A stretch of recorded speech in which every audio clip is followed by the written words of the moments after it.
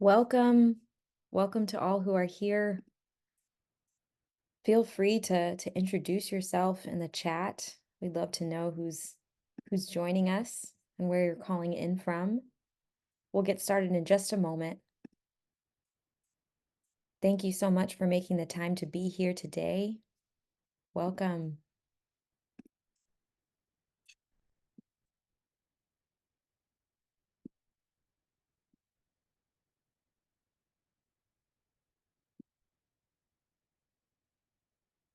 There should be, thanks for sharing that the chat is disabled. It should allow you to chat to us as host and panelists. We are hosting this conversation in a webinar format, and we will bring in your comments and your sharing into the conversation as we're able, and we welcome you to use the Q&A. We'll get started in just a moment. Let us know if you have any trouble with that.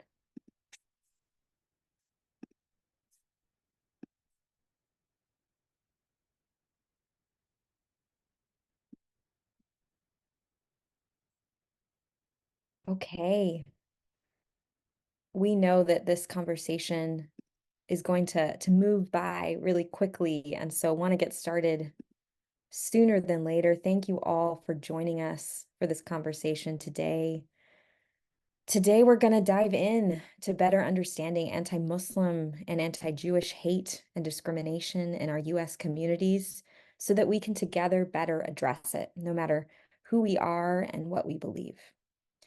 We have so much work cut out for us. The horrific attacks on October 7th and the horrific violence that has ensued thereafter in war has severely impacted many of our communities here at home in the U.S.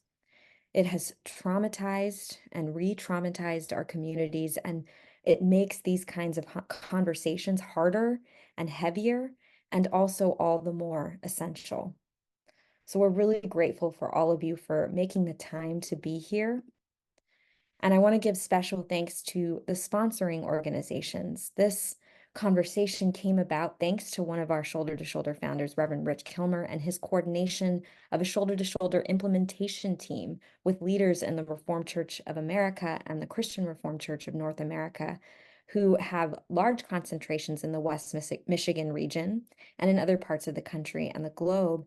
And that includes many of the sponsoring organizations for today, the Alamana Center, Calvin Theological Seminary, the Reformed Church in America's Global Mission, and Calvin University.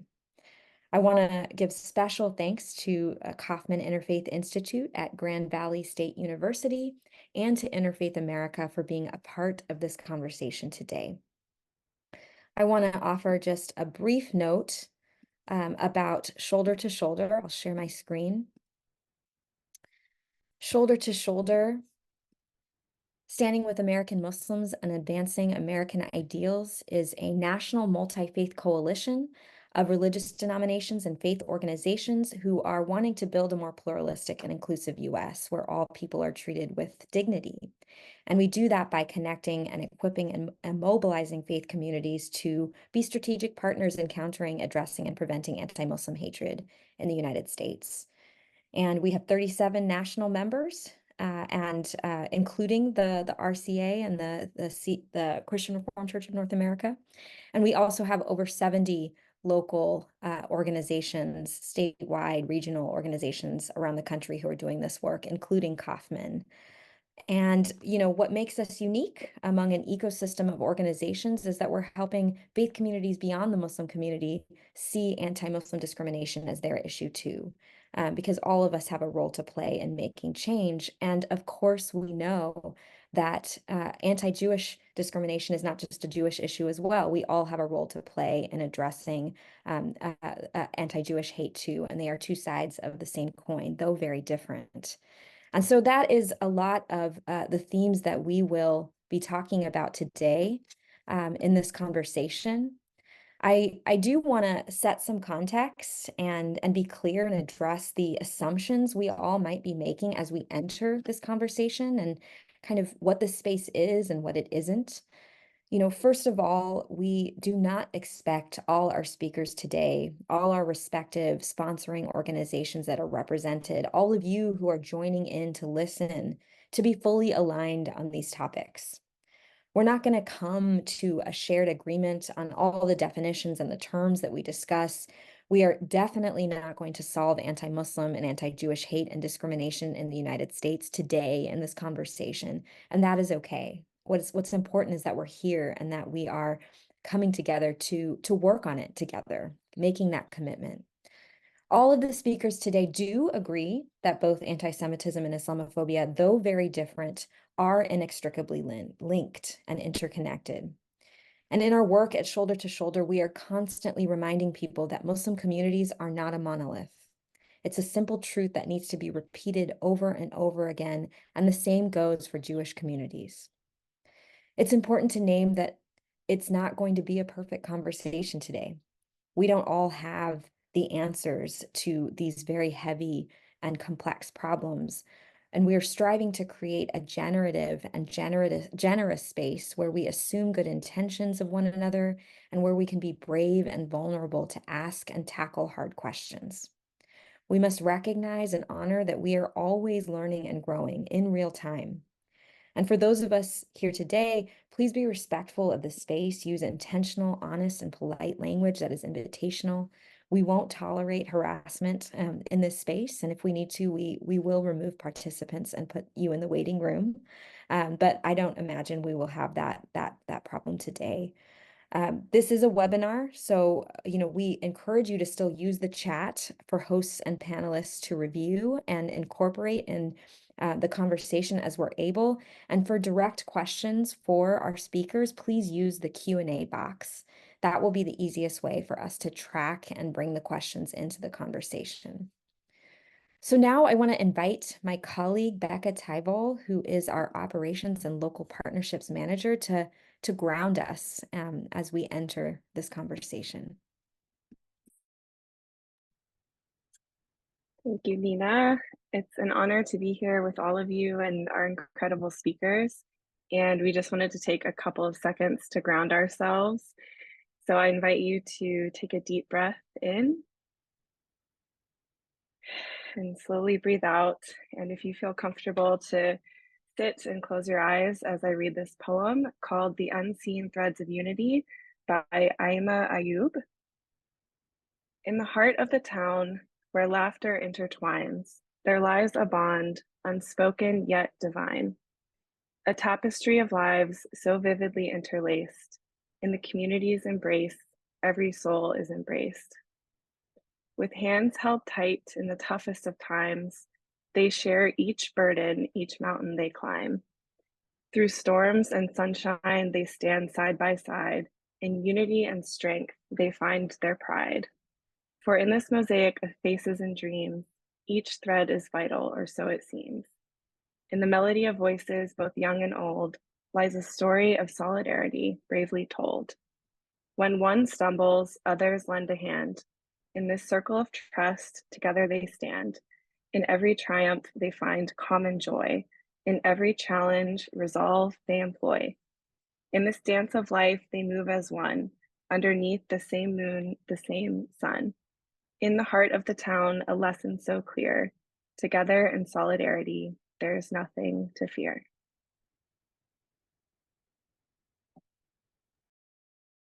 Thank you so much, Becca. Thank you. So I really quick want to introduce myself. My name is Nina Fernando. I serve as the Executive Director of the Shoulder to Shoulder campaign, and now want to introduce our featured speakers today, Jenan Mohajir, who is the Vice President of External Affairs at Interfaith America. Jenan is Muslim and the mother of 3 beautiful Palestinian children. And I want to introduce Rebecca Russo, who is the Vice President of Higher Education Strategy at Interfaith America, and who is Jewish and has multiple personal and familial connections to Israel, and who is also the mother of 3 beautiful children. I just want to name 2. I'm the mother of 2 beautiful children, and I think that definitely is a part of this conversation today. What kind of world we are building for our children. I see that Rebecca is no longer with us, so we will figure that out in I just a think moment? Rebecca just had a Zoom issue come up, so she'll Okay. sign on just in just a moment. Okay, great. Great. So just to get us started in the conversation, we have a broad spectrum of people joining in on this conversation who are a part of our networks, who are each experiencing this particular moment in very different ways. And I know there are many people who are not fully looped in and aware of the impacts of the war in Gaza here at home in the United States. And for those of us who are working in the middle of it all, we're overwhelmed, to put it simply. You, Jenan, and Rebecca, as Muslim and Jewish colleagues at Interfaith America, have openly shared about how you yourselves are navigating this moment. And I want to start by inviting you to share a little bit of that with us today. Give us a glimpse of how you yourselves are experiencing the challenges and hardships of this time. Yeah, thank you for that, Nina.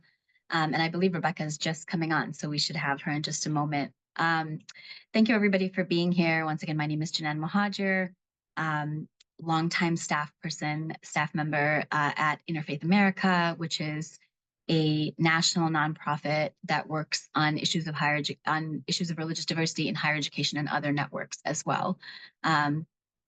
So just wanted to kind of start off by saying it's been a really difficult time to be doing this work, to be doing bridge building work, to be doing interfaith work in particular. And one of the things that I think is really important in this moment is to know oneself. And I know that sounds really sort of pie in the sky, like, take care of yourself and self-care, etc. But I think in this moment, it's really important to know yourself and know how you're able to engage this particular moment, what kinds of choices you can make for your own well-being, for your own family's well-being, etc. For me, I was actually en route. I was traveling on the day of October 7th. I was actually away for a work trip when the news sort of started to come across our phones. And one of the first things that I thought to do was to check in on some of my very close Jewish friends, Rebecca among them. And then the second thing I chose to do is to check on my kids who were with family because I was traveling, and to basically make a note that I needed to have a conversation with them when I got home. And that was, a time of a lot of anxiety and also a lot of fear of thinking about what is to come next. And my own sort of connections to the space are very old and long. I grew up in the Middle East. My family is from India. So I grew up between India, the Middle East, and the suburbs of Chicago. I went to a Catholic university here in Chicago and was at that Catholic university during what a lot of us would call the Second Intifada, which is a similar time of both violence and struggle for Palestinians and Israelis in the late 90s, early 2000s. And I was a student, in those moments, protesting and setting up learning tables and setting up events, much like we are seeing right now.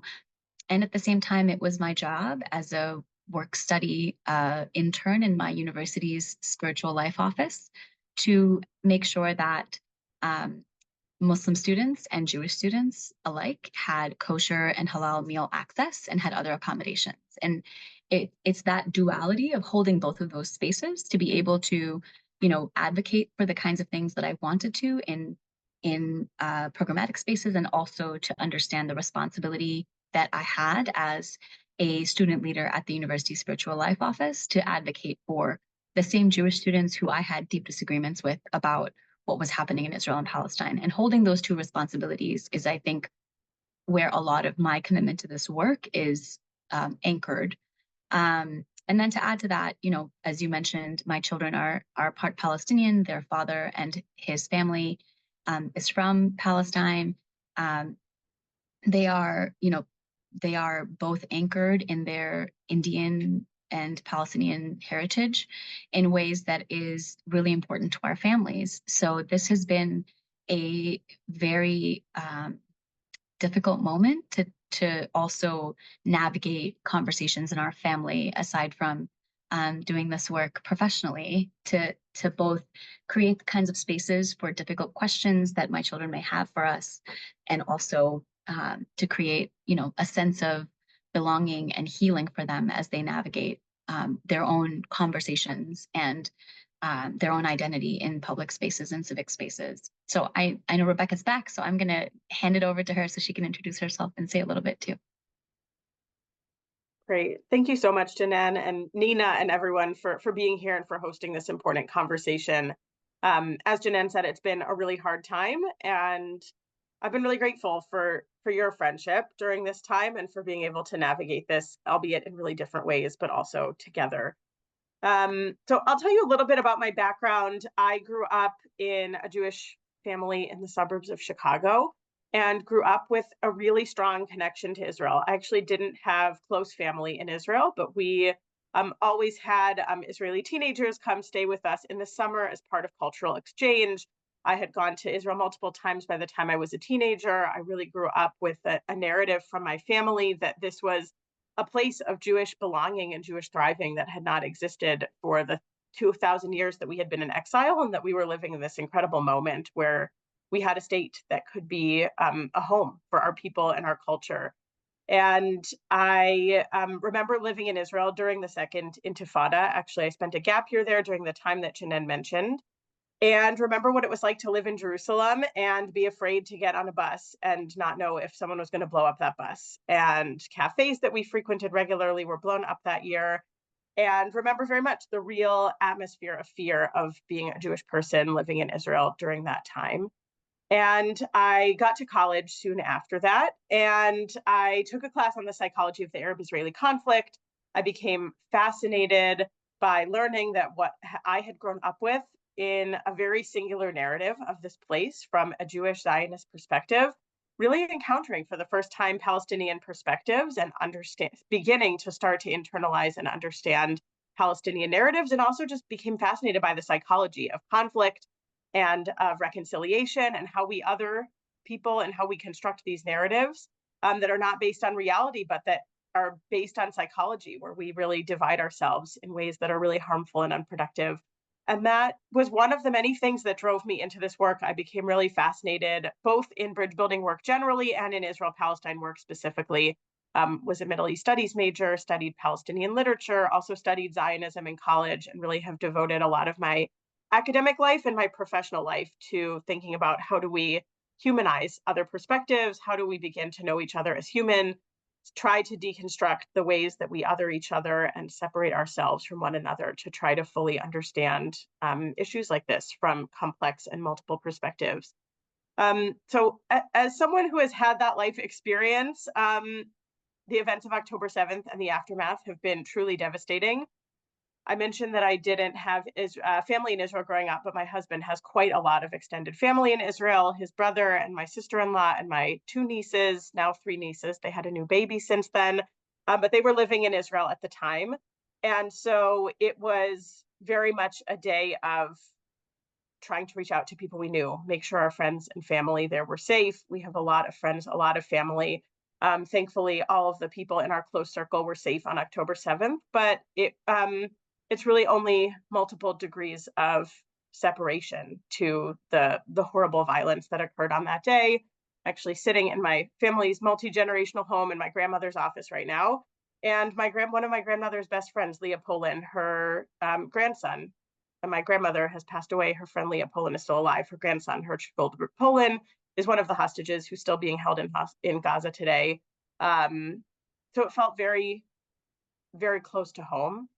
And I was really grateful on October 8th to get a text from Jenan. She was the first person who was not part of my Jewish community who reached out to me and just said, "I'm thinking of you. This is so awful. I hope your family's okay." And during a time when I could already see that people were moving into their camps and polarizing and moving into politicized language, it meant a lot for me to hear from you, Jenan, as a gesture of just friendship and caring, even though we probably disagree on some of the, not necessarily what happened on October 7th, but all of the various factors that led to that day and what has happened since. You knew I had family there and that I would be mourning and grieving, as I very much was. And I really appreciated hearing from you on that day. And it's been really challenging navigating the last few months. And I think what's been hard for me is finding space to be able to express and grapple with the variety of thoughts and feelings going on in my own mind. So as I am trying to continue to mourn for and pray for the hostages to be returned, while also grieving the tens of thousands of people who have been killed in Gaza, while also being really frustrated with the way that many progressives are demonizing all Zionists or demonizing all Israelis, while also mourning the fact that this government in Israel doesn't represent my Jewish values, and that I still have an aspiration of a different kind of Israel that could be differently in the world as a Jewish state. And it's hard to find space for all of those wrestlings, mourning, grieving, because we're in such a polarized environment right now. Thank you. Thank you so much for this honest sharing. And you know what really sticks out to me from what both of you have shared is this need to know ourselves, this need to really think about how we are navigating and entering these spaces. You mentioned the psychology of conflict, like what is going on in our minds, and how are we processing as we enter conversations with others, especially those that are coming from different angles and perspectives. So kind of zooming out, thank you for sharing personally, zooming out, what are you seeing and hearing, in your roles at Interfaith America? What are the ways in which these issues, particularly anti-Jewish and anti-Muslim discrimination, are showing up here in the United States? And what are the dynamics at play that you are witnessing? I mean, I think it's a really, it's one of those times when many of us here at Interfaith America regularly have gotten together to be like, we feel like it feels hopeless. It feels really difficult and hopeless. And at the same time, knowing that giving up and not doing this work is just not an option, right? So one of the challenges that I can sort of tell you a story about really quickly, which is a personal challenge, is as I was preparing my children to go to school on October 8th, I had a conversation with my middle schooler about what was going on and about the beginning of the war in Gaza, recognizing that he would hear about it in his social studies class as part of the structure of his classroom, where they listen to CNN headlines every so often. And his response to me in that moment was, "It's okay, Mama, I'm used to the racism." And to hear that from a 12-year-old, now 13-year-old, is heartbreaking in itself. But then to watch him navigate the rest of the last 7 months, in which he regularly has come to me to ask, how do I speak up for Palestine? How do I speak up for Palestinians and not be called a terrorist? What does it mean for me to talk about Palestinian liberation without being called Hamas? And those are questions from his experience that he is facing as a 13-year-old. Now, we can translate that across various age groups, various levels of engagement, whether it's at school in the K through 12 sector, whether it's in higher education, whether it's in workspaces. And we're seeing, this inability to hold these spaces to have difficult conversations that allow people to come with their pain, with their questions, with their own histories and struggles, and to not be able to actually hold that in a space altogether. And I think we are seeing that is not possible in a lot of spaces right now.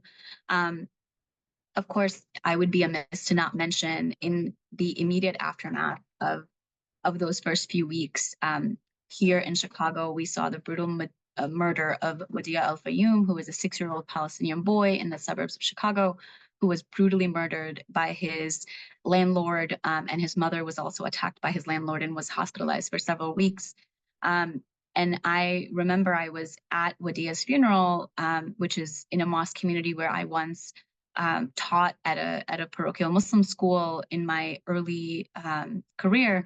And it was heartbreaking to be there. It was heartbreaking to be at this funeral with this, with this family who was deeply in mourning. And at the same time, the one thing that I noticed that felt, in that moment, it felt a little hopeful, was to see a group of Chicago rabbis who came to that funeral, who had deep disagreements with the politics of that space, but understood that, they needed to be there in order to honor this life that had been taken too soon and too brutally. And that's, those are moments that are important, and we don't see enough of those. And the hope is that we see more of those, the more we can lean into these spaces. I think one of the hardest things about experiencing all of this is so much of the vitriol that both of our communities have experienced, and even in some cases the brutal violence that Jenan just experienced, is not coming from each other's communities towards each other. It's mostly coming from outside groups, outside actors that are not part of Muslim or Jewish communities. But at times we're so blinded by our own grief, our own processing, that we can't, or we don't choose to show up for each other. So I found there were a number of people in my Jewish community who showed up and wanted to make donations in Wadia's memory. And I think that was one case where it was just so horrific what happened, that there really was an ability to distinguish between politics and humanity in our own civic spaces. But so often the violence is not coming directly from each other to each other here in the United States, but we're not always able to show up for each other's communities, or really to see each other's issues as our own in the way that I think is so needed in this moment. I'll just give a couple of other examples. I was on the phone last week with a Hillel director who leads Jewish life at a campus in the Northeast. And she was telling me about her experiences the last few months, and told me that there was one day where she was spat on by a student, another day where people were calling her nonstop for 24 hours, calling her expletives, words I won't use right here, just nonstop calling her expletives for 24 hours. And I think that's been emblematic of a lot of what we've seen, is people taking out their anger at the Israeli government onto Jewish communities here. A lot of Hillel buildings or Jewish spaces, synagogues, have been graffitied, defaced, and even more directly directed at people like my friend experienced. And one last story I'll share is I have a family friend who was a college student involved in interfaith work, and he really wanted to engage productively across divides after October 7th. And people on his campus started saying, actually, he's a spy. He's trying to push a pro-Israel agenda. We have to cut him off. They doxed him. They shared his information publicly. They said, don't engage with this kid. And it was just devastating for me to see that. Like, I've known this person since he was a young child. He is an incredibly genuine and wonderful human being who was not trying to push any pro-Israel agenda or spy in any way. He just wanted to engage across difference. And we see this on both sides, but so many people who want to engage productively are being doxxed or being threatened. And it's really unfortunate to see, and just devastating to see, the way that the violence in the Middle East is playing out and affecting people here in the United States. Just wanted to double click on what Rebecca just said, which is that we're seeing this this happening on campuses everywhere, where students are being doxxed, their information is being shared publicly, just with devastating consequences for young people who are just, in the sort of entryway of their adult and professional lives. And that is a really unfortunate and terrible consequence of what is happening in this particular moment. Also wanted to mention, I was looking through my 13-year-old's yearbook. It's the last week of school in Chicago. Today's the last day of school for many of us. Wow. And just earlier this week, I sent Rebecca a picture of my son's yearbook, of his yearbook page, where his friends had signed on, or his classmates had signed on messages. And one of the messages in there said, "To Osama bin Laden 2.0. And I kind of immediately asked Suleiman, I was just like, hey, what is this? Like, what's happening here? And he was like, oh, that's just, racist jokes. People do that all the time. And kind of like shrugged and was just like, whatever, it doesn't bother me. It's fine. And I, being his mother, respected his wishes to not raise it to the administrators in his school. I will probably still mention it to them. But he, kind of was treating it like it was something that was part and parcel of his experience in middle school, which it should not be. It should not be part and parcel of your experience, whether you are Muslim, Arab, Jewish, to be identified in those ways, and to have to carry that with you into young adulthood. And that's just, it has been a place of deep anger for me this week, as I have been reflecting and thinking about how to move forward from that space. Oh, it's really hard, what both of you have shared. someone really quick asked, what does doxed mean? It's essentially, sharing private information, personal information, where you live, that those kinds of details publicly in an intent to cause harm. What I'm hearing from both of you are these kind of threads, these trends of dehumanization, collective blame. And that's all a part of dehumanization, presenting a community as a complete monolith, all worthy of XYZ because of the acts of one or two or a group of people, blanket labeling, all of these dynamics that are at play right now. I want to bring in our other speakers today. So this last question I'm going to put into one here. There are many people, perhaps even many on this call, who are making an assumption that anything related to Israel and Palestine are Muslim Jewish issues. And, we're not going to put the burden, knowing that, Jenan, Rebecca, you are Muslim and Jewish, we're not going to put the burden on you to represent all Muslims and Jews, in this conversation, let alone we should never do that to our colleagues, our friends, our partners, putting the burden on them to represent all. And that dynamic happens often, to minority communities. Thinking about this particular topic, and how it is impacting Muslim and Jewish communities, but also how can we deconstruct those narratives within ourselves in our own circles that this is an inherently Muslim Jewish issue, and also recognizing how it is impacting Muslim and Jewish communities, holding that tension and desire and need to care for ourselves and our own communities, and also to come together and work together across differences and finding that balance. Tell us a little bit about those tensions, and then also how the ways in which these narratives are constructed as Muslim Jewish issues. It's a great and such an important question. I'm glad to jump in with some initial thoughts. I think it's really important to understand that this is a broader issue. So when we're looking at Israel-Palestine, this is a geopolitical issue. There are a lot of factors. There are a lot of communities impacted. Really important to understand that not every Muslim will see this issue the same way. Not every Jewish person will see this issue the same way. And there are I was just about to mention Palestinian Christians. I see someone just put this in the chat. There are many other communities that for religious reasons, for geopolitical reasons, are impacted by what's happening in Israel-Palestine. So it's not just a Jewish-Muslim issue. And creating space for that dimension of the conversation is important. And I'll say from my own perspective as a Jewish person, sometimes when the conversation gets shifted towards, well, this isn't a religious issue, it's just a geopolitical issue, that's hard because for people in our community, or at least many people in our community, there is a Jewish, stemming from our deep religious convictions and our history as a people, connection to the land of Israel and to the state of Israel as a Jewish state. So I think what's important here is being able to hold a broader frame, not making assumptions around where people are coming at this issue from, but creating space for people to share that there are, for many people, religious dimensions to this, whether they're Christians or Jewish or Muslim. I also think there's a piece of this that is about a frame shift.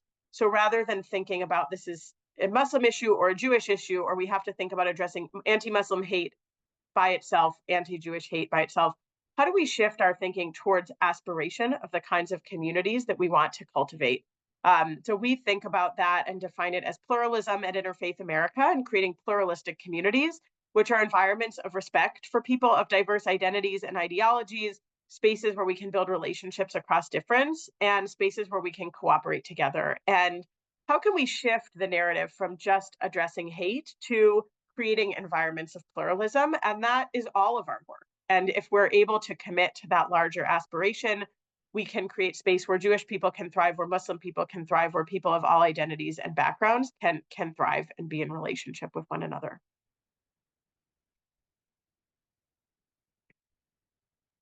Just to add to that, I think it's really important. One of the things that I think is really important is to recognize when to create spaces for processing and healing that are intra-communal spaces, and when is it possible to then bridge across the difference and create more communal spaces where the elements of respect, relating, and cooperating are present with one another, and how to cultivate that with shared purpose, but also recognizing the deep disagreements that people will have that are both theological or political in this particular topic. I think one of the important things also is to recognize that there, in moments like this, it's very difficult to show up with curiosity and to also, feel a certain amount of safety and to create spaces where that's possible. That takes time. That trust takes time to develop. And if you haven't already done that, then it's very difficult to do that in a moment of deep crisis like this, when people are being pushed into their corners and into their tents. Creating that sort of collaborative space, the brave space to be able to have these difficult conversations doesn't happen overnight, and it doesn't happen in moments of crisis. It actually needs to happen as a foundational relationship built over many years. Rebecca and I have been friends and colleagues for over 10 years. We've been having these conversations for over 10 years. Some of those conversations are very difficult. Some of those conversations are easier to have. Sometimes we just talk about our kids and we don't talk about the hard stuff, because we also need to step away from being able to constantly being in this hard place. So I think that that balance, nobody can tell you what that is. We can give you suggestions and sort of best practices around that, but it's really up to people and the relationships that they have in order to determine that for themselves and for their communities. And maybe that means in this time, we take a bit of a pause or a break, and maybe that's where we have to sit for a little while and then reconnect after a certain amount of time has passed, and that's okay. And we will encourage you and ask you to think about what are the relationships that you have that you can lean into, that you can have, difficult conversations with, and it does not need to be a public event. It can be a personal conversation with someone. It can be a one-on-one or a small group of stakeholders. It does not always have to be a big flashy public thing. In fact, a lot of this work happens quietly, and it happens privately, because that's where real trusting foundational relationships are put together and are able to sustain this kind of pressure. I know we had a couple of examples of how, even while holding deep disagreement, our communities can come together in order to honor each other's humanity. Rebecca, if you want to give those examples really quickly, I can quickly talk about one, which is the Hillel at Miami University was having an annual reading of the survivors and the name of Yom HaShoah, which is the folks who experienced the Holocaust. And while that reading was happening, there was someone in the audience who interrupted with a question that said something, and yelled out a question that said something like, are you going to read the names of 40,000 Gazans who've been killed? And a member of the SJP community of that university immediately stepped in to tell that person that that was inappropriate, and also let the organizers of the Hillel know that the SJP there had sent out a message to their community to let them know that this event should be left alone out of respect for the people who had lost their lives in the Holocaust. And that's an important example, one example of how you can show respect and humanity with people that you deeply disagree with, while still holding and anchoring yourself in the values and the cause that you're advocating for. Yeah, thanks for that. I'll just add one more example that I found really powerful from UCLA. So as many people have heard, UCLA, like many other campuses, had an encampment.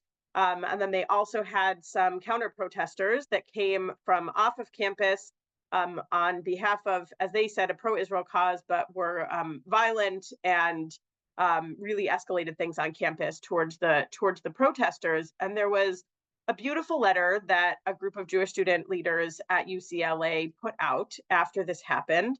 And what this group of Jewish students said was, we are completely dedicated to the Jewish community. We are pro-Israel and we love Israel. And you counter demonstrators don't speak for us. And please get off of our campus. And one of the things that they wrote in that letter is they said, We're not excusing the anti-Semitism exhibited by protesters, nor are we excusing the administration's inaction. We are simply a Jewish Zionist identifying students who live on campus and don't get to leave when the protest is over. It is our friends on the other side of the barricade, who in this moment we disagree with, but respect as fellow students, that were physically hurt. And I think this was just a beautiful approach to say, we really disagree with what's happening in this protest, but we are part of a campus community with them. They are our peers. Like, if you're coming in to escalate and to enact violence against our peers, get off our campus. So it's a letter that we wish they didn't have to write, but I think the kind of thing that we would love to see more of right now is for us to be able to say, I disagree with you, but you have the right to exist. You have the right to exist in safety. You even have the right to exist to share your viewpoint that I deeply disagree with, and we can still see ourselves as part of a community together. Thank you. Thanks for those examples. I know that none of this work can be done in sound bites, but the two things that I'm hearing from you that are, kind of sound bites is one is, oftentimes we are so problem focused. And what does it mean to be vision focused towards the kinds of communities we're wanting to build? That's some of what I heard from what was shared. And the other is how can we be convicted in what we believe and curious as well, to know where others are and how they stand, and to be able to ask questions of what they mean when they say all of those kinds of things. Okay, so I now want to invite our fellow speaker, Zahabia Ahmed Usmani, who is the program manager of youth engagement at Kaufman Interfaith Institute at Grand Valley State University. Zahabia is an involved community member, a mother, and a mentor to youth, and is passionate about creating transformative programming that leads to deeper appreciation, understanding, and relationships across difference.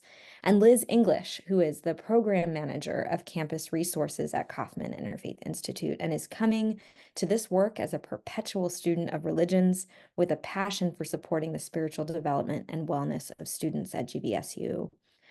So bringing it back and bringing it into West Michigan, and focusing there in the region and the work that you do at Kaufman, this virtual event came about through a series of conversations with you and your colleagues. Tell us about the interfaith engagement work that you do and how it's been impacted over the last few months, and how the war and crisis in the global Middle East has impacted communities, particularly in the U.S. Midwest, and how your colleagues have been navigating these challenges personally, and what you see amongst the people you're working with. Liz, do you want to go first, or do you want me to go first? Okay. Hi, everyone. Thank you so much for having us here. And we are so thankful to Interfaith America and all the resources and the lessons and the teachings that we learn from you guys. And of course, shoulder to shoulder, it's just a phenomenal work. And we're so thankful to be partners with you in this. I work, as Nina said, with youth engagement, and I, at the time, was the only Muslim on staff at Kaufman, and I have been at Kaufman for approaching 7 years now.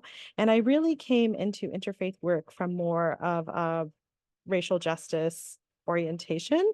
And so primarily my work was very much, centered on oppression, power dynamics, and those kinds of things. And that was sort of where I spent the majority of my time, my conversations, my energies. And so when I stepped into interfaith work, I really had this aspiration that it was going to be something where we could have those difficult dialogues, and we could really transform people. And I have seen that transformation happen. But as Jenan really, poignantly pointed out, it does happen not in times of conflict. You have to build that trust earlier, and then during times of conflict, hopefully you can still have those conversations because you've built that trust. But I really, during after October 7th, really struggled with feeling like, could I truly be who I am and embody this visceral response I was having to everything that I was seeing in the news, and at the same time really do interfaith work. And so for me, it's been challenging. It's been a really challenging time, and and authentically showing up as a Muslim has been a little bit hard. I've always had to sort of see who's in the room, read the room before I could like say who I am and, you know, what I'm going through. And that's also been really hard.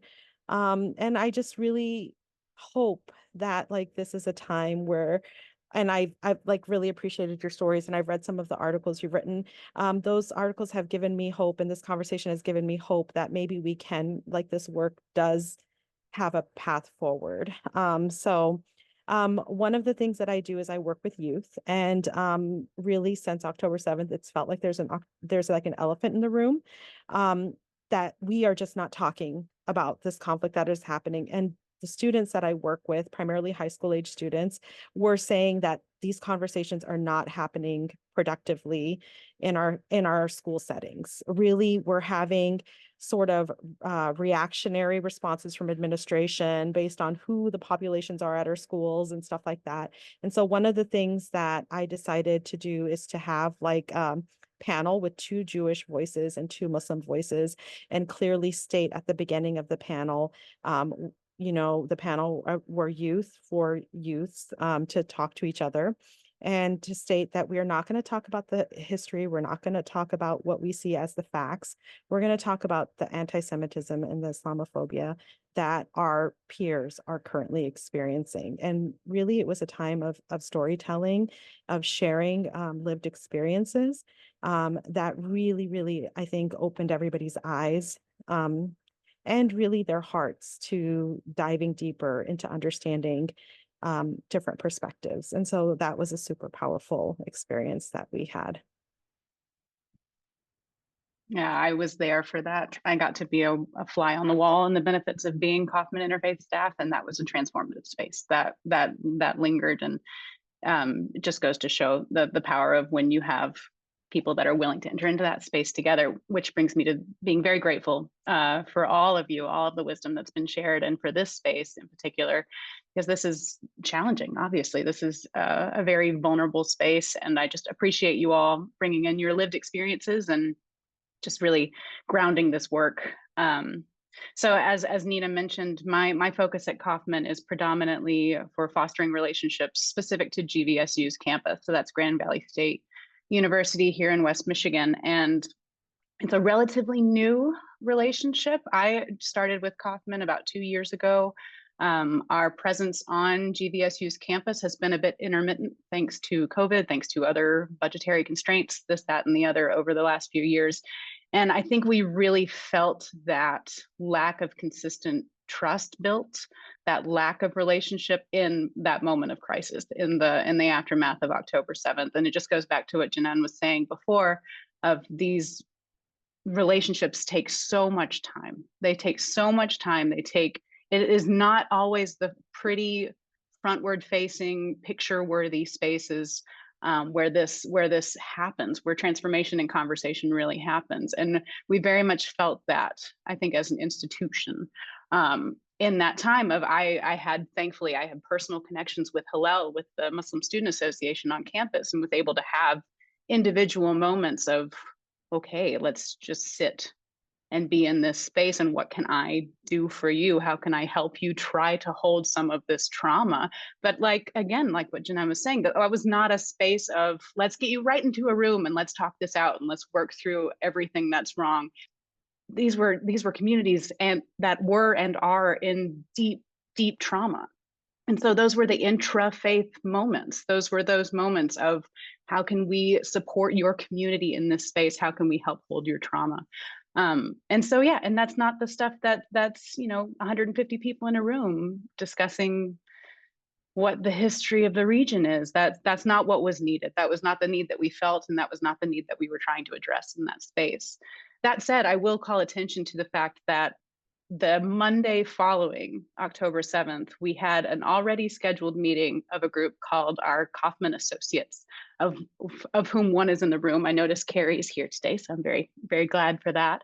And this is a group of adult volunteers from the community who assist in our spaces, who represent Kaufman in the community, who are ambassadors for our work from a variety of different religious worldview identities, that have been meeting regularly to help advise Kaufman, to help guide our work and to just generally be voices in the room, which we're very grateful for. And they were scheduled to meet that Monday, and so they did. And I don't believe that is a conversation we could have called for.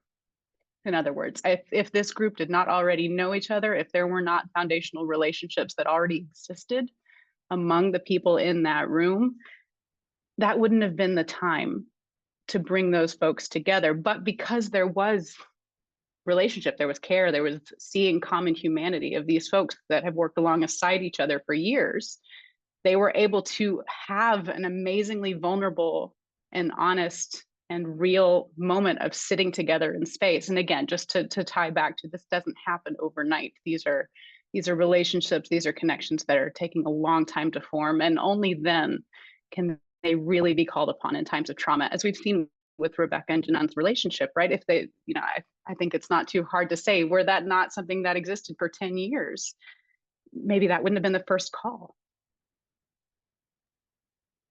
Thank you. Yes. Yeah. Trust takes time to develop, and we need to do this work, not just in times of crisis, but really always.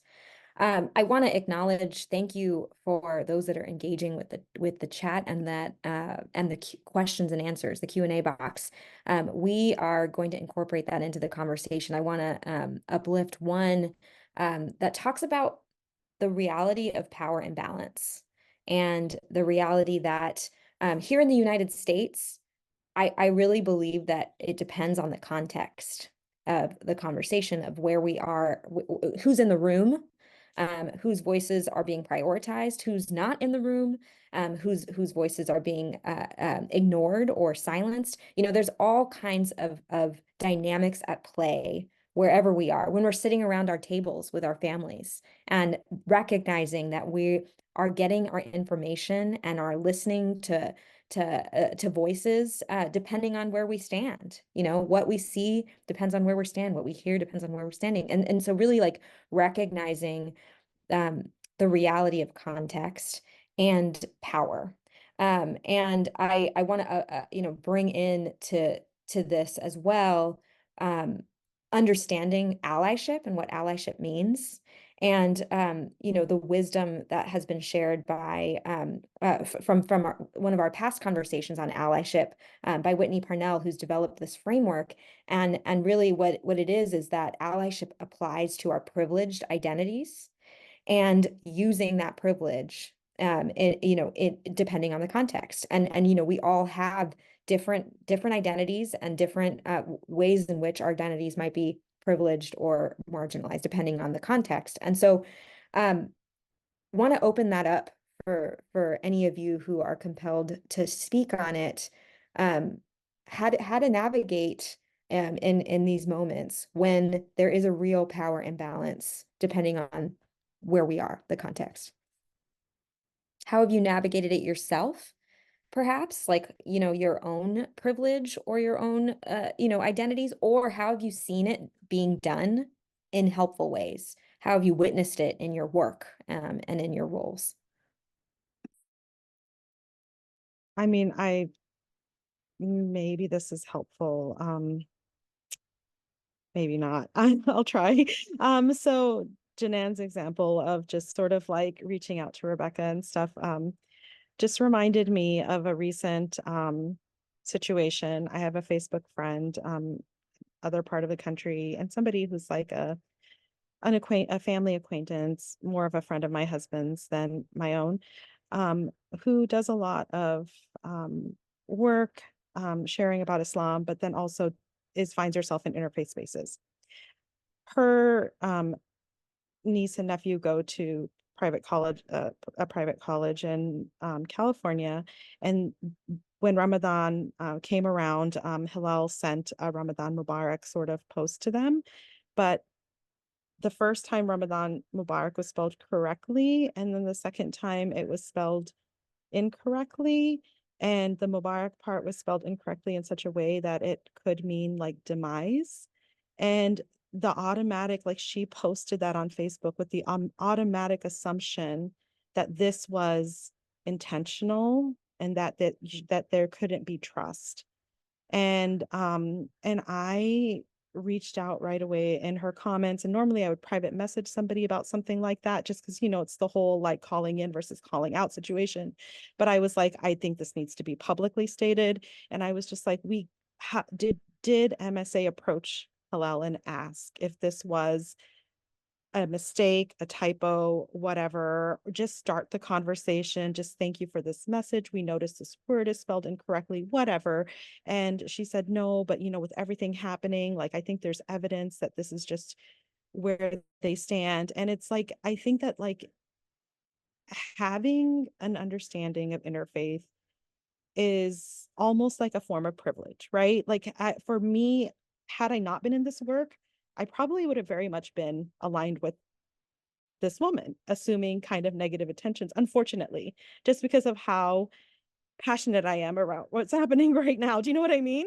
And I think that that is like it puts us in check a little bit with even just our visceral gut reaction to just be like, let's go forward and let's like assume that this is negative and let's like further support never engaging with this organization, so on and so forth.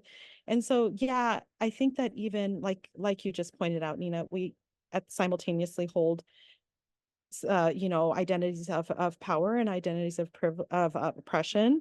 And yes, you can still feel like maybe a community you strongly identify with is experiencing oppression, but at the same time, continue to advocate. And I know that that's not really the definition of allyship, but I don't know. I'm trying to make sense of this, but I hope you guys are getting where I'm going with this. But yeah.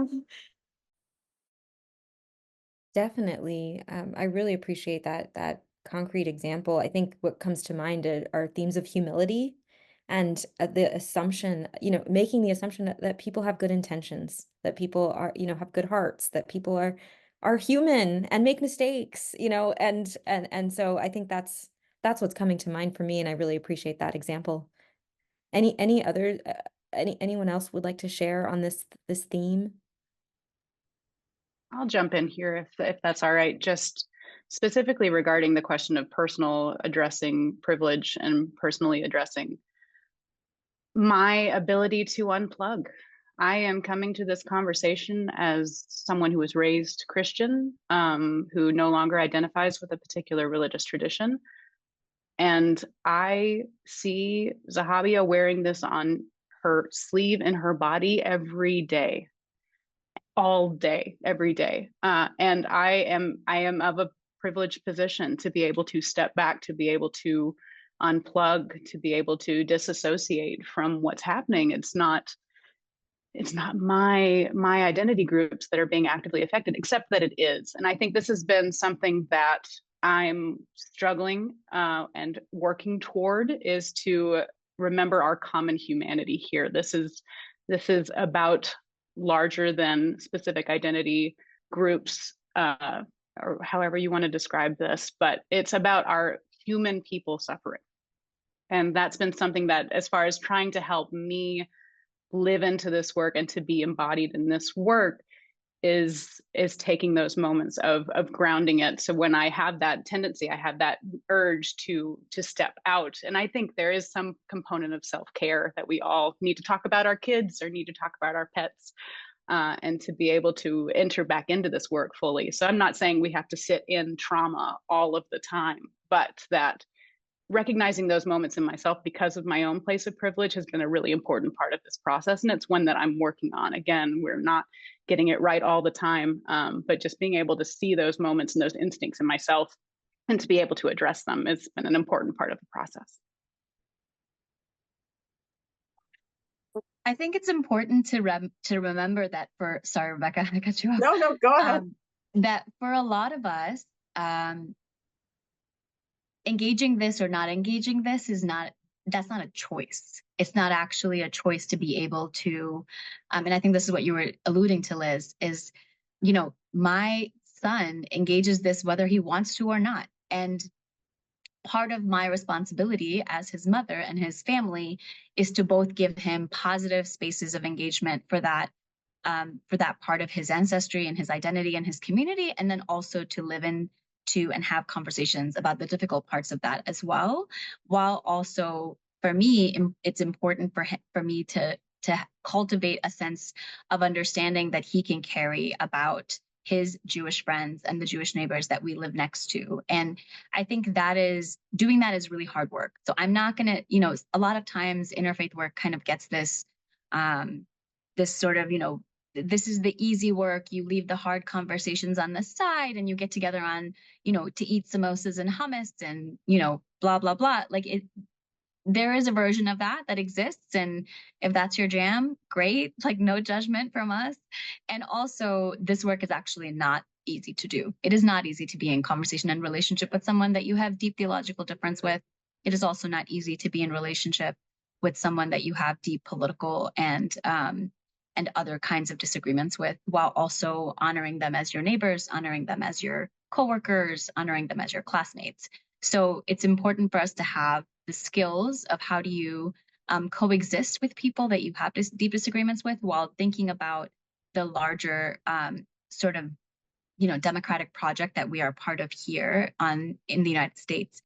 The other thing I'll just add that really stuck out to me as I heard you speak, Zahabia, is just how important relationships are.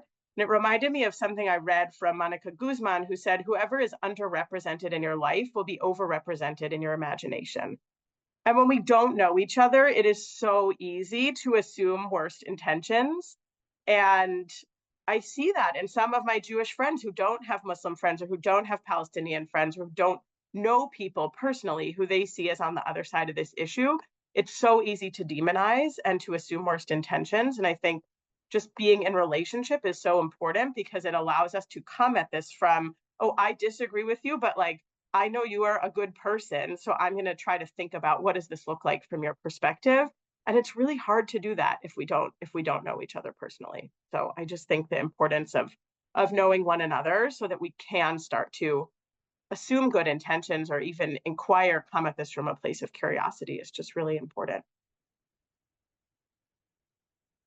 Thank you. I want to bring in some of the other questions that are coming through and name a couple things. One is the reality, as I mentioned at the very beginning, this is an imperfect conversation, because we are all human beings. And we don't have to all agree, and still we can be here and be present and be in conversation and be in relationship.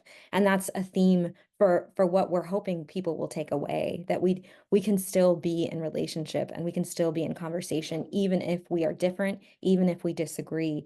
A note, there was a question around just representation on the call, a note around representation. Oftentimes because of the role that I play at Shoulder to Shoulder, people assume that I'm Muslim. I actually come from a Sri Lankan Catholic background.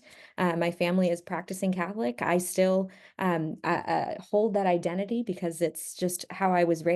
I sung as a cantor for years, and I still do when I'm invited and asked.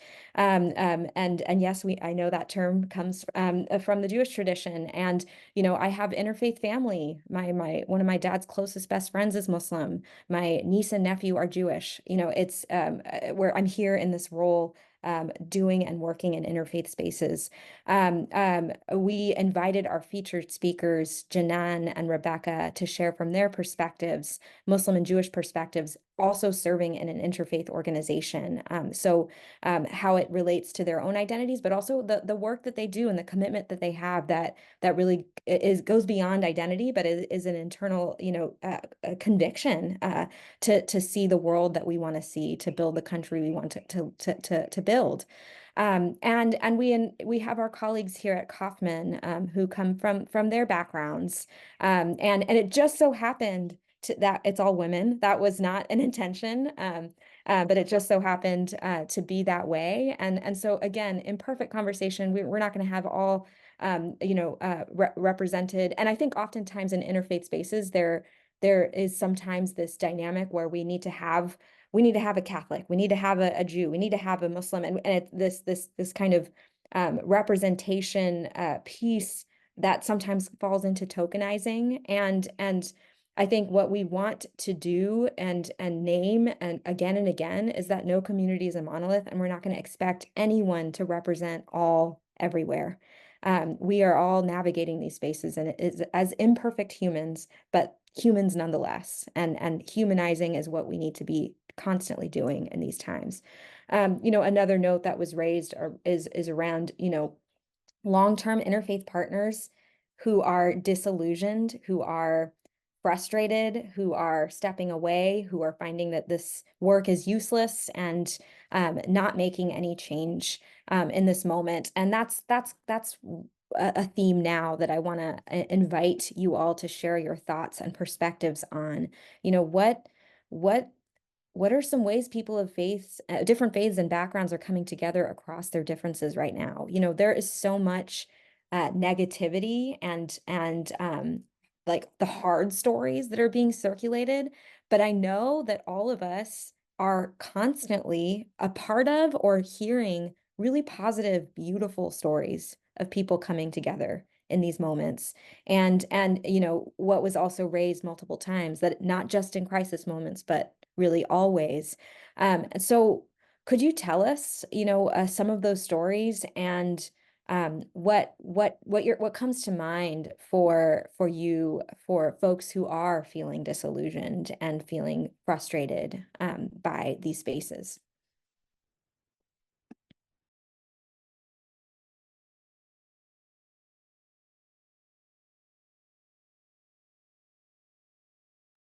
We're all so nice. We're all just waiting. It's so nice. I'll share a brief story just to get the ball rolling. I was lucky enough to work with several Kaufman campus interns this past year. And one of my students who is Jewish and who is actually a board member of Hillel at GVSU, she just made such incredible strides. She's obviously holding a lot of trauma. She's wrestling with a lot, and this is her first year at university. So not only everything that's happening in the world, but also just how to be a student in this space and how to be away from home and familiar relationships, and where she's from Chicago, an original, much larger Jewish community than what's in West Michigan. And so she's been through a lot. And I just saw her attending every single community iftar that we held on campus. I saw her at those tables having conversations about who knows what. Maybe it was about the food, maybe it was about deeper spirituality, maybe it was about just what class they were taking the next day. But she was in those spaces. And by the end of the semester, I saw her coming back to me to tell me about the fact that, the protein packs that the university has been working on to have some options for students who are fasting and they're breaking fast later in the day. They actually have some pork products in it. And we need to advocate for my Muslim students, my Muslim friends who might be turning to these protein packs. And then, oh, wait, it's not actually halal. So just to watch that progress, she's a wonderful student to work with, and just seeing her be in those relationship spaces gave me a lot of hope. That's so beautiful. Thanks for sharing that, Liz. I'll just share a small story. I put in the chat a couple of articles. One was about Cornell's Muslim Jewish work, and Jenan and I had the real privilege of being on campus with them a few months ago. And we went to an interfaith iftar there and met with a group of Muslim Jewish students who are building this new Jewish-Muslim alliance. And just one piece stood out to me from that conversation. We each shared a little bit about our stories and our frames for how we wanted to see people engage in this moment and come in with a space of curiosity. And one of the Muslim students there asked me and the Jewish students in the room, what does the state of Israel mean to Jewish people? I'm really trying to understand in the context of what's happening right now. And I just don't understand, what does this mean to you?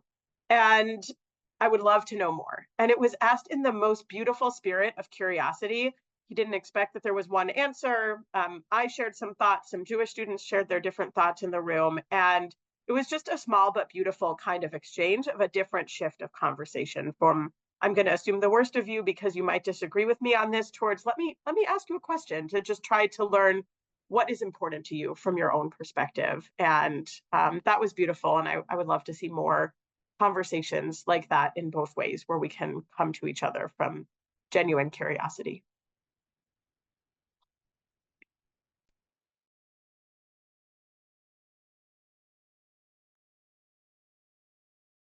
Jenan, Zahabia, do you feel? Sorry, y'all. No? My Zoom froze for a moment. I think, we we have to look for those stories in order to also have some kind of hopefulness that there's going to be a pathway forward. And that is not to disconnect or diminish from the real struggles of what is happening in Gaza at this moment, but that is also to fuel and refuel ourselves in order to continue advocating and building relationships, and also doing the important bridging work that's required between communities. In a lot of ways, this is not for me personally, I will speak personally again, this is not a time to completely disconnect ourselves from each other. But really, it's about being able to continue to be in conversation while also recognizing that there are things that are going to be deep disagreements among you that are not going to be possible to resolve. And it's important to still lean into that. And I feel like I'm repeating myself ad nauseum. I just don't know what else to say other than to say it's important to be able to do both of those things. We have heard like lots of stories coming out of campuses similar to the ones that Rebecca has mentioned. A lot of times those campus partners don't necessarily want us to identify them because they are holding on to that work and the relationships in those communities by very, very strained threads that could be broken from external pressure. And they're trying to protect the safety of their students while also giving them space to both advocate for their issues and at the same time to have spaces to heal and to connect. And I think that's something that is important to point out, because I think we are seeing so much pressure coming from external spaces that actually disrupts this work happening both on a communal level and also on a campus level. At one point, Rebecca and I did this exercise a couple of months ago where we were looking at our social media feeds and recognizing that there was literally no overlap in the stories that were showing up on our Facebook feeds, on our Facebook walls, on our Instagram feeds, etc. The stories that were showing up on my wall had no overlap with the stories that were showing up on Rebecca's wall. And that was extremely, it was just, devastating and fascinating at the same time, right? That our echo chambers have become so separated that we don't even see what is being posted by people that we may disagree with, who may live down the street from us, who may go to class with us, who may share a campus with us, right? So that to me is deeply disheartening. And part of the question that I'm asking myself in this moment is, how do we come out of those echo chambers? How do we have conversations and share stories about each other with each other, while understanding that can be really hard to do, and we may have deep disagreements in that space.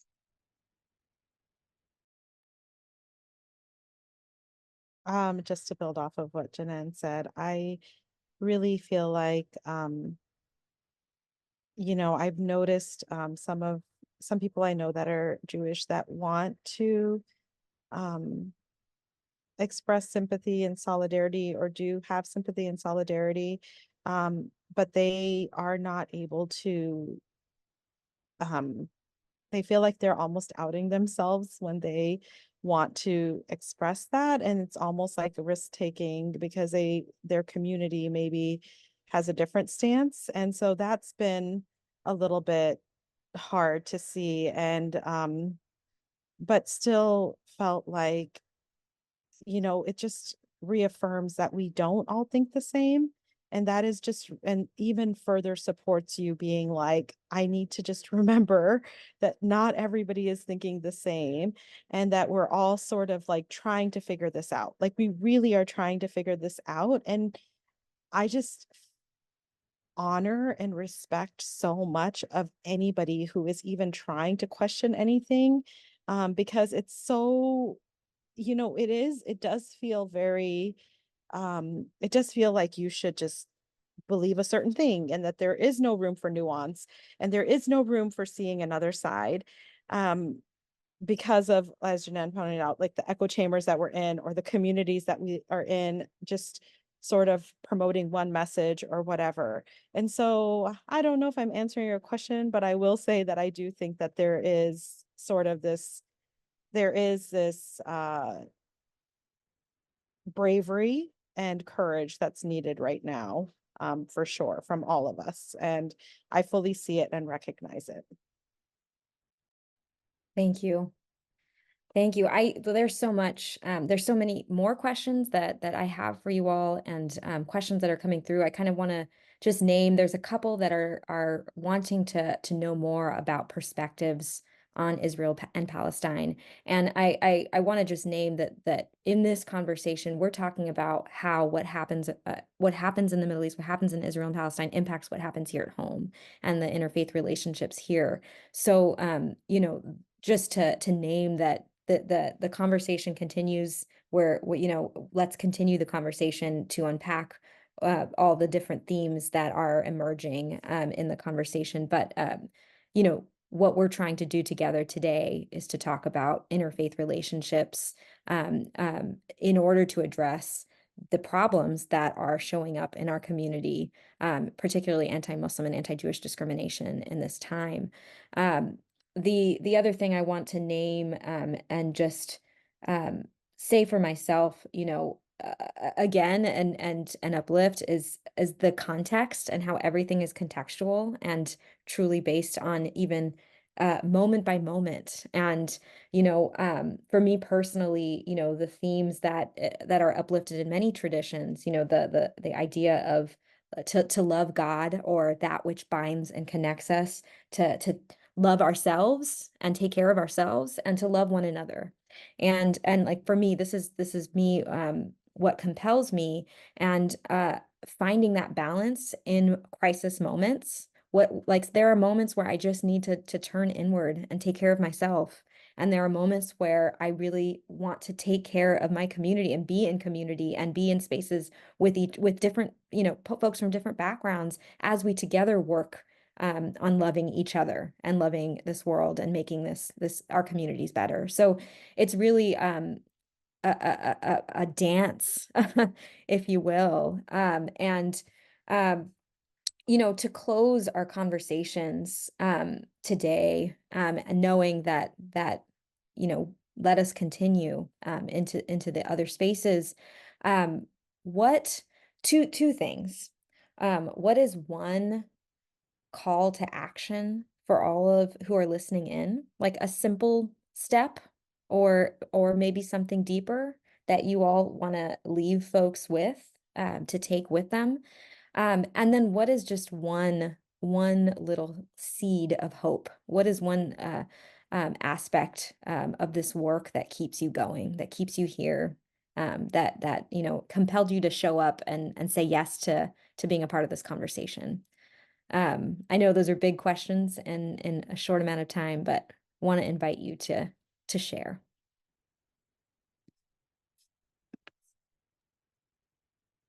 I'll go first. I don't have anything profound to say other than to just keep trying. Like, just keep having conversations and keep trying. I think that if we stop having conversations and stop putting efforts forward, we're going to really be in danger. And then to Menaz asked a question about if it feels so hopeless, what do you guys, what do you do? How do you keep going in the work if it feels so hopeless? And I honestly just really feel like we don't have any other choice but to try to continue these conversations. I don't believe in military solutions. That's just philosophically where I land. And so I'm like, if we aren't having those conversations, then where are we going to be? So just in whatever, whether it's your neighbor, whether it's your classmate, your child's classmate, or whoever it is, their families, just keep having those conversations, even when they're difficult, even when they're hard. And I think finding points of agreement or affinities that you might have together is a good place to start. Maybe don't start with the hard stuff, start with that kind of stuff, talk about what you're doing for vacation this summer. You know what I mean? Just humanize each other. And then from there, try to go into the harder stuff, maybe when it seems appropriate. So that would be my one call in and suggestion.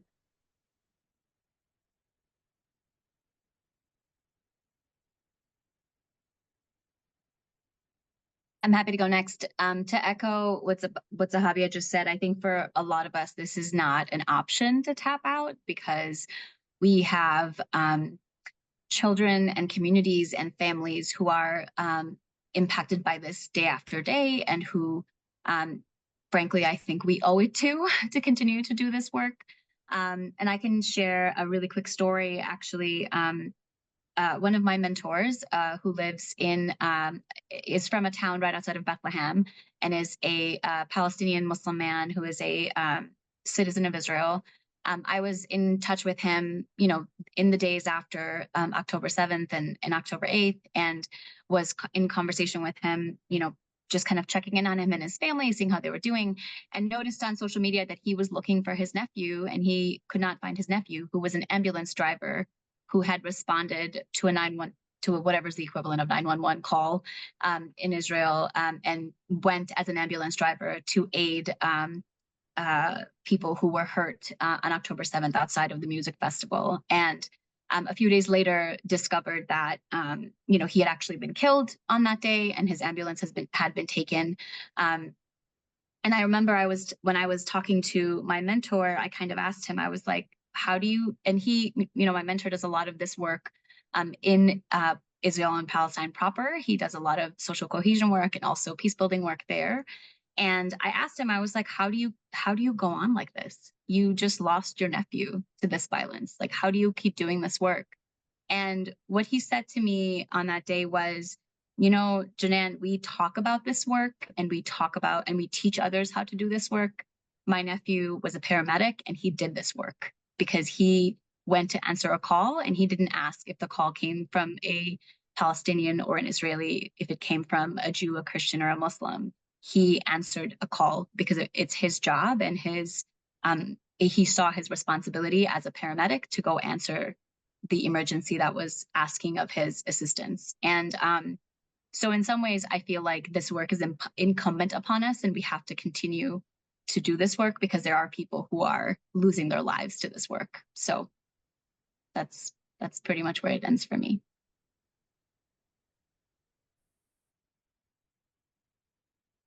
I don't have much to add to the call to action. I think you both stated it so well, to just try to stay in the work, find ways to find commonalities, be in conversation. I'll share two quick seeds of hope. One is from a study that was done from University of Chicago, and students around the country were asked whether they wanted to encourage students to talk more with one another and with professors and learn about this conflict to create empathy and understanding. And most students said yes. So even as we're hearing of the students who don't want to engage, who don't want to talk, the story is very dismal when you look at it in the news. Actually, most, at least college students, and I think this is probably true of most Americans too, people want to engage constructively. So I think there is an incredible opportunity for us to think about how, as organizers and as leaders, how do we leverage that? How do we make that the norm and bring people together?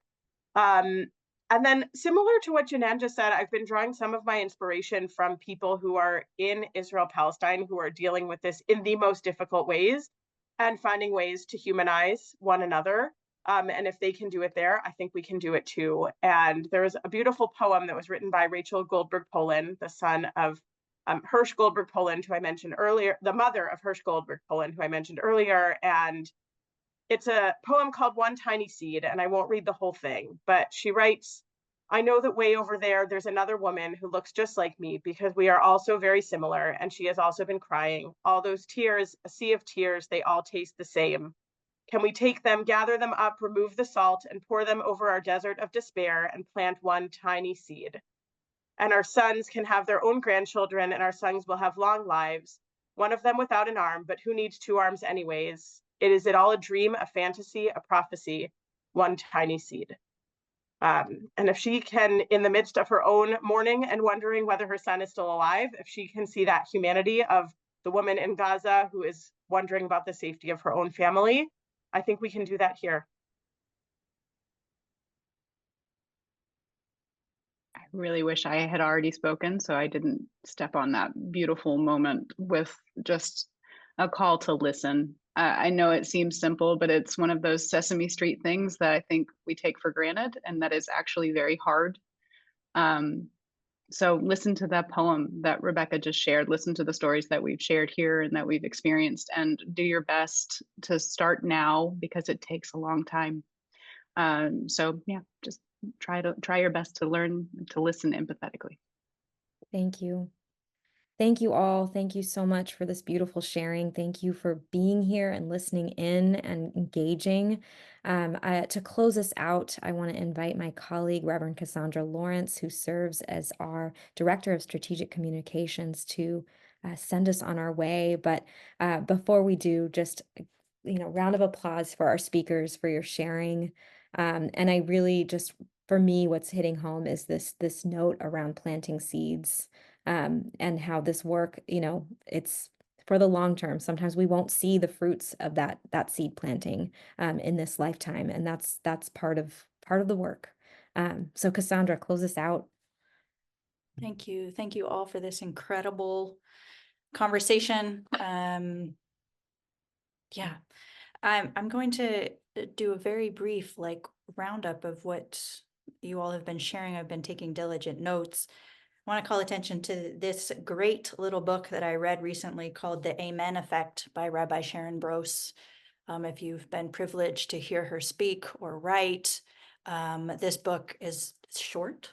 So for those of us who don't have a lot of time to read, and is eminently guiding in these types of conversations and in this moment. And one of the questions she asks in the book is, what does it take to shift our collective consciousness from stranger who is unwell to Henry, my neighbor, created in God's own image? And as several of you have said, and something I have learned in doing interfaith work for more than 15 years is that interfaith work seems like something that's lovely, and you get to trade samosa recipes and hummus recipes and celebrate each other's holidays, and those are all good. And it is something that's actually life-saving, because it's when we become friends, we become Zehabia and Rebecca and Liz and Jenan and Nina through relationship building. And where we have seen hope at Shoulder to Shoulder is that it's these local relationships, these intimate relationships where, yes, we've had conversations about the hard stuff, but we also know that our kids are struggling at school, and that so-and-so's sibling is driving us crazy, and that our neighbor in the apartment building is really loud. And so we know the intimate details of each other's lives. And that kind of intimacy helps us know how to have these conversations that are hard for anyone at any time. I will share some of the things that you all highlighted. Was really, for me, it is about these intimate personal relationships we build over time, that in those times we've learned how to give each other space and how to show up even when our friend is like, no, I don't want to see anybody, and say, no, I've got some tea and some cookies, your favorite cookies, let's go for a walk. That's something you learn in those relationships. How to distinguish between the person sitting next to us and the political leaders and the political rhetoric, and to say, how are you? What's on your heart? Here's what's on my heart. How to continue to reach out, how to grieve together, even when we're grieving separately, how to know that each other is grieving or each other is in joy. And a note on trauma. Trauma is really something where we lose language. And the reason that happens is really, it's psychological, it's a neurological event where the stress is so discordant, is so different from what our everyday lives are, that it disconnects us from reality because it's so different, whatever it is that's happened. And that the trauma is how we learn how to process that. And sometimes in that disconnection, we've actually disconnected from our language center and from our ability to think in long-term values and our long-term relationships. And looking at trauma studies and how people have moved and processed those moments It's when they're able to come together with other people, not to learn what happened, but to learn together how to talk about it, to create language together. And so when we talk about like how to move from thinking about this as a problem and from like an us versus them thing, we're moving and we're creating new language for what the future could look like, because none of us has been there. None of us knows what it's like to live in a world where we're not judged for our gender, for our skin color, for our ability levels, for all these things. None of us knows that world. And so we need to create that world together, and we do that together through being in relationship with each other. And so thank you. Thank you for sharing your time with us. Thank you for your work and for all the beauty that you help bring to this world. I'll end with the quote from Sharon, because I just had her book right here. She says, "The path to manifesting the beloved community out in the world had to begin with building a beloved community in our own home." And so with that, I thank you all for sharing this beloved 90 minutes together. And I wish you well, and I wish our world well as well. Thank you.